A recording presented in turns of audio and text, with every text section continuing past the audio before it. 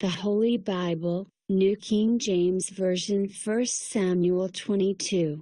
David therefore departed from there and escaped to the cave of Adullam. So when his brothers and all his father's house heard it, they went down there to him. And everyone who was in distress, everyone who was in debt, and everyone who was discontented gathered to him. So he became captain over them. And there were about 400 men with him. Then David went from there to Mizpah of Moab, and he said to the king of Moab, "Please let my father and mother come here with you, till I know what God will do for me." So he brought them before the king of Moab, and they dwelt with him all the time that David was in the stronghold. Now the prophet Gad said to David, "Do not stay in the stronghold, depart, and go to the land of Judah." So David departed and went into the forest of Hereth.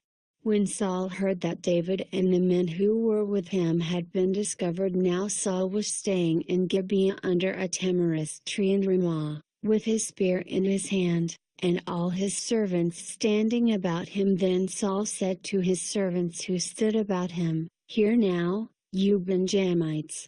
Will the son of Jesse give every one of you fields and vineyards, and make you all captains of thousands and captains of hundreds?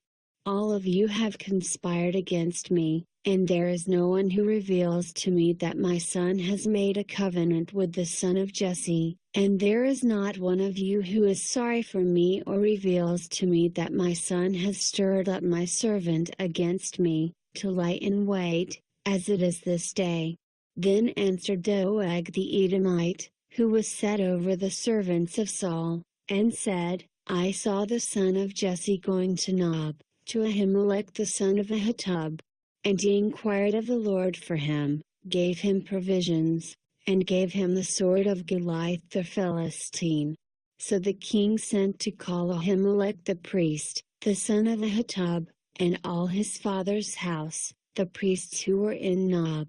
And they all came to the king. And Saul said, "Hear now, son of Ahitub."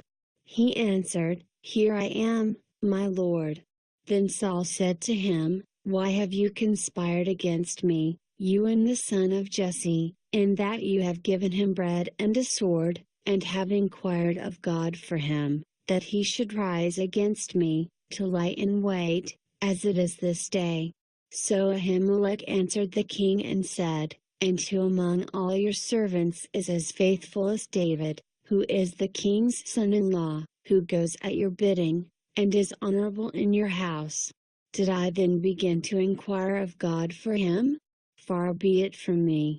Let not the king impute anything to his servant, or to any in the house of my father.